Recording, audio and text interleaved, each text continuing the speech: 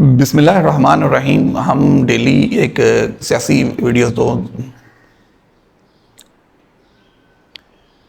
बिस्मिल्लाहिर्रहमानिर्रहीम। कल इमरान खान साहब ने रैलीज़ निकाली हैं पूरे मुल्क में, जहां पे चीफ जस्टिस के साथ ज़ाहिर यकजहती की गई है और पीटीआई ने रैलीज़ निकाली। खान साहब ने स्पीच भी की है। दूसरी तरफ कल बरतानिया में नए बादशाह की ताजपोशी थी, हमारे प्राइम मिनिस्टर साहब वहाँ मौजूद थे, और पाकिस्तान में बिलावल भुट्टो साहब और चीन के वज़ीर ख़ारजा साहब ने प्रेस कॉन्फ्रेंस की है। हम सियासी गुफ्तगू डेली ही करते रहते हैं, लेकिन हमने साथ साथ कोशिश की कि तमाम ज़िलों में जो पीटीआई ने टिकटें तकसीम की है उस पर भी बात कर सकें। अब आज पिछली दफ़ा हमने बात की थी फैसलाबाद की, इस दफ़ा हम बात करेंगे नारोवाल की, क्योंकि नारोवाल जो मुकाबला है वो 101 एहसन इकबाल साहब और इब्रारुल हक के दरमियान मुकाबला होगा। पीटीआई के बड़े इब्रारुल हक साहब जो बड़े मशहूर हैं इन हैं सियासत में, और दूसरी तरफ मुस्लिम लीग नून के प्लानिंग के मिनिस्टर हैं एहसन इकबाल साहब, उनमें 101 मुकाबला होगा। अगर पिछली बार की हम बात करें 2018 के इलेक्शन की, तो तरीके इंसाफ वहाँ एक सीट भी नहीं जीत सकी थी। 5 सीटें थी एमपीए की और तरीके इंसाफ सारी सीटें हारी थी। एक आज़ाद उम्मीदवार जीते थे, वो फिर पीटीआई में शामिल हो गए। तो इस बार तरीके इंसाफ ने जो वहाँ पे टिकटें तकसीम की, अगर हम इसमें बात करें थोड़ी सी, तो वो देखते हैं। पहला हल्का है पीपी 46, जहाँ पे टिकट दी गई है पीर सैयद अल हसनैन साहब हैं, इन्हें टिकट दी गई है। ये पिछली दफ़ा आज़ाद जीते थे, आज़ाद जीत के पीटीआई में शामिल हुए थे, और इस दफ़ा पीटीआई ने टिकट दी है इन्हें। इसी हल्के में अगर हम बात करें तो पीटीआई के एक और कैंडिडेट हैं अरफान आबिद साहब, वो भी पिछली दफ़ा इलेक्शन लड़े थे लेकिन हार गए थे। वो बड़े एक्टिव हैं अपने हल्के में, बड़े इन है एक्टिव है, वोट बैंक है पीटीआई का, तो वो भी इस हल्के में उम्मीदवार थे, लेकिन पीटीआई ने टिकट दी है पीर सैयद हसनैन को, और ये एक मजबूत कैंडिडेट है, मजबूत उम्मीदवार है, क्योंकि पिछली दफ़ा ये आज़ाद जीते थे और बाद में पीटीआई में शामिल हो गए थे। और अरफान आबिद साहब को पीटीआई ने टिकट दी थी एक और हल्के में, वो हम बाद में बात करें किस हल्के में जाके टिकट दी थी, और फिर उनकी टिकट वापस भी हो गई। इस हल्के में तो पीटीआई ने एक मजबूत कैंडिडेट उतारे हैं, बहुत मजबूत कैंडिडेट 2018 में आज़ाद जीत के पीटीआई में शामिल हो। अगर हम बात करें पीपी 47 की, पीपी 47 में टिकट दिया गया है अरसलान हफीज़ को, नए कैंडिडेट हैं, नौजवान हैं, आईएसएफ से इनका तल्लक है, और पहली दफ़ा इलेक्शन में इन्हें टिकट दिया गया है। अपने हल्के में इन है, लेकिन इनका जो मुकाबला है वो गौसुद्दीन साहब है मुस्लिम लीग नून के बड़े मजबूत कैंडिडेट हैं, जिनके साथ इनका मुकाबला है। देखना ये है कि पीटीआई ये सीट निकालने में कामयाब होती है या नहीं होती, क्योंकि नून लीग के एक मजबूत कैंडिडेट को हराना या कोई मंजा हुआ सियासतदान नहीं है। तरीके इंसाफ ने अपने एक नौजवान को वोट दिया है, पहली दफ़ा इलेक्शन लड़ेंगे और आईएसएफ से इनका तल्लक है। अब देखने हैं कि इमरान खान साहब की यहाँ वोट बैंक बनता है और नौजवान किस तरह एक्टिव होते हैं या मुस्लिम लीग नून का मजबूत गढ़ को गिरा सकते हैं। ये हो गया पीपी 47, ये शक्करगढ़ का एरिया है, और शक्करगढ़ के एरिया के देखते हैं कि पीटीआई ने जो टिकट दी है वो सही फैसला होता है या नहीं होता। मुस्लिम लीग के जो उम्मीदवार हैं बहुत मजबूत हैं।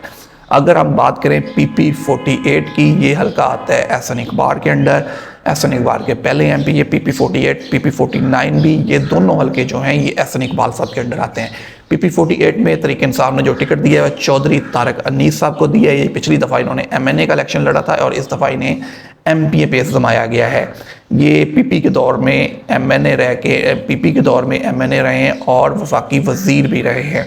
ये 2018 का जो इलेक्शन थे वो हार गए थे। ये हल्का एहसन इकबाल के अंडर आता है और इब्रारुल हक भी इसी हल्के से इलेक्शन लड़ते हैं। तो पीटीआई अपने एक एमएनए के कैंडिडेट को एमपीए पे लेके आई है। तो देखते हैं चौधरी तारक अनीस, और मुकाबला होगा एहसन इकबाल के ग्रुप से। एहसन इकबाल के ग्रुप ने अभी टिकटें फाइनल नहीं की, क्योंकि मुस्लिम लीग नून ने किसी भी कैंडिडेट को अपनी टिकट नहीं दी, निशानात अलाउड नहीं हुए। ये एक मसला है कि वो कौन से कैंडिडेट की मुस्लिम लीग नून सपोर्ट करेगी, किस निशान के तहत मुस्लिम लीग नून बात करेगी। तो चौधरी तारक अनीस देखते हैं, क्योंकि एमएनए का इलेक्शन लड़ा है, एमएनए के बाद पहली बार इसको तरीके इंसाफ से मारी है, एमपीए के तौर पे पिछली दफ़ा इलेक्शन हारे हुए हैं। तो देखते हैं किस तरह का मुकाबला करते हैं। अगर बात करें पीपी 49 की, तो ये भी एहसन इकबाल ही का हल्का बनता है और इब्रारुल हक साहब का भी हल्का बनता है। यहाँ पे जो टिकट दिया गया वो दिया गया सजाद सजाद साहब है, और ये पिछली दफ़ा भी इन्हें टिकट दिया गया था, और पिछली दफ़ा ये पहली बार इलेक्शन लड़े थे। 20-25 दिन इन्हें कैंपेन करने को मिले थे और इन्होंने पहली बार कोई 44,000 वोट लिया था, लेकिन ये 15,000 के मार्जिन से इलेक्शन हार गए थे। और अगर इनकी बात करें तो इब्रार हक और ये दोनों मिलकर इलेक्शन लड़ते हैं। पैसे की मामले की बात करें तो मजबूत क्या हैं, पैसे फैमिली बैकग्राउंड भी मजबूत है और एक मजबूत उम्मीदवार भी पीटीआई के समझे जा रहे हैं।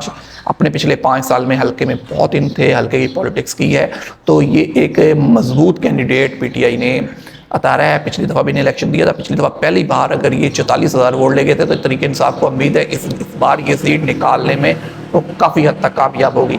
और इसी हल्के में इब्रार और एहसन इकबाल साहब का जोड़ पड़ेगा। दो मजबूत एमपीए लाए हैं तरीक इंसाफ के, इब्रार हक साहब के नीचे सजाद साहब को और चौधरी तारिक साहब को। तो देखते हैं कितनी सपोर्ट मिलती है, क्योंकि एहसन इकबाल साहब का इस हल्के में बड़ा होल्ड है, तो ये देखना पड़ेगा कि क्या मार्का होता है। अगली बात करें हम PP50 की, ये वो हल्का है जहां इरफान आबिद साहब को पहले टिकट दिया गया था और बाद में वो टिकट वापस ले लिया गया, क्योंकि इरफान आबिद साहब का हल्का बनता है PP46। तरीक इंसाफ ने सोचा कि अगर उनको उस हल्के में टिकट नहीं दिया तो इसमें दिया जाए, लेकिन बाद में ये फैसला हुआ कि इस हल्के में उन्हें कोई भी नहीं जानता, तो ये हम गलत पॉलिसी है, तो इसके लिए बाद उन्होंने ये टिकट दिया है। अफजाल साहब है यहाँ पे, उन्हें 2018 में ये इन्होंने इलेक्शन लड़ा था TLP की तरफ से और ये 2018 में इलेक्शन हार गए थे। अभी थोड़ा अरसा हुआ ये PTI में शामिल हुए हैं, दुबई में इनका बिजनेस है, तो PTI ने इनको टिकट दिया है तो अफजाल साहब को। अब देखते हैं कि अफजाल साहब क्या वो उतने उम्मीद कैंडिडेट हैं, उतने मजबूत कैंडिडेट हैं, क्योंकि पिछली दफ़ा 2018 का ये इलेक्शन TLP के तौर पे लड़े थे, तो देखना है कि ये इतने मजबूत कैंडिडेट है भी कि नहीं है।